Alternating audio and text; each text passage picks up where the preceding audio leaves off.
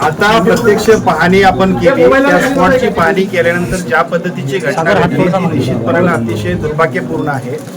या सगळ्या प्रक्रियेमध्ये ज्या ज्या पद्धतीच्या एकूणच अनियमितता झाल्या असतील त्या सगळ्या अनियमितता सुद्धा गंभीर आहे.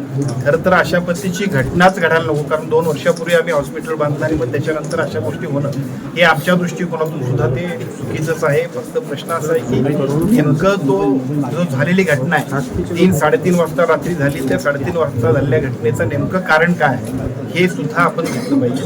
आणि मी आपल्याला सांगतो की ते कारण शोधणं आणि त्या कारणाप्रमाणे ज्या गोष्टी आवश्यक आहेत त्या ज्या गोष्टी आवश्यक आहेत ज्या गोष्टींच्या मध्ये घडलंय या सगळ्या गोष्टीची शहानिशा करण्यासाठी आपण एक कमिटी आयुक्तांच्या अध्यक्षतेखाली नेमतोय.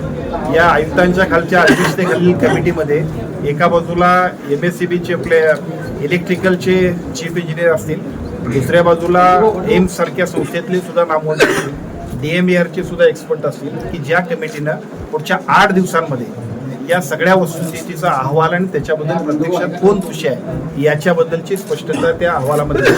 त्या अहवालानंतर जे याच्यामध्ये ज्यांनी याच्यामध्ये दुर्लक्ष केलं असेल, ज्यांच्यामुळे या घटनाक्रमाला जे जबाबदार असतील त्या सगळ्यांच्यावरती अतिशय कडक कारवाई करण्याबद्दल त्या अहवालाप्रमाणे आम्ही पुढे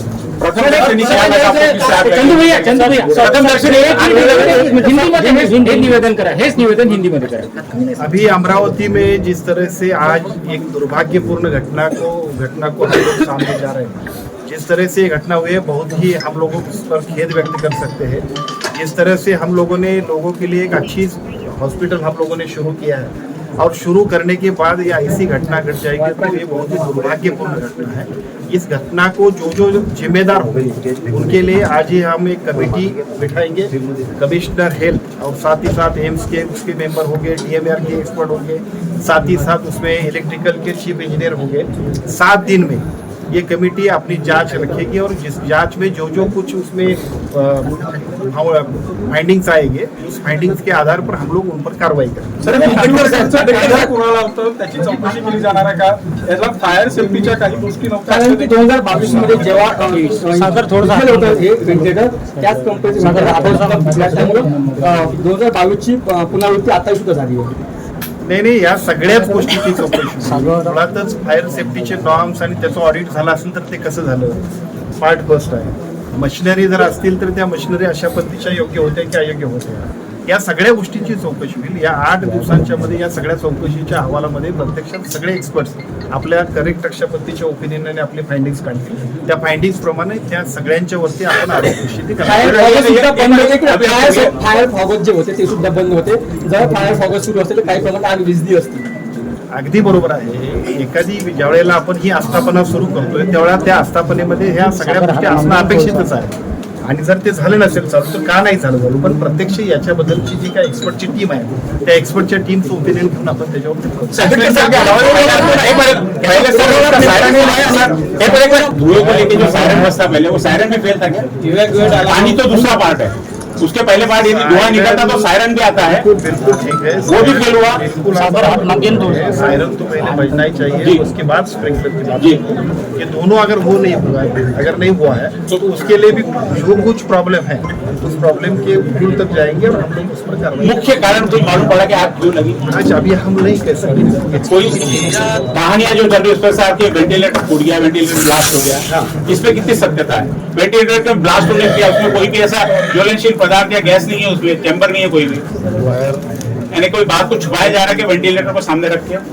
आणि ज्या कंपनीचे व्हेंटिलेटर सर्व्हिसने आपण घेतो आहे तिथे जिथे आता घटना घडलेल्या आहेत सुरक्षता विभागातच घडलेल्या आहेत तिथे व्हेंटिलेटर मध्ये प्रॉब्लेम येतो आहे. आणि 2023 मध्ये पण याच कंपनीला प्रॉब्लेम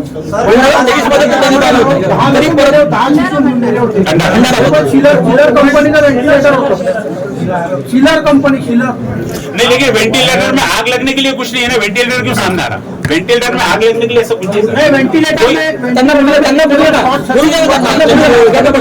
माझी आपल्या सगळ्यांना विनंती आहे की जी घटना घडली ती अतिशय दुर्दैवी आहे. त्या घटनेतल्या दुर्दैवीपणातनं काही गोष्टी आम्हाला शिकायला लागतील आणि काही गोष्टींबद्दल जे याच्यामध्ये दोषी असतील त्यांना सुद्धा जबाबदार धरावं लागेल.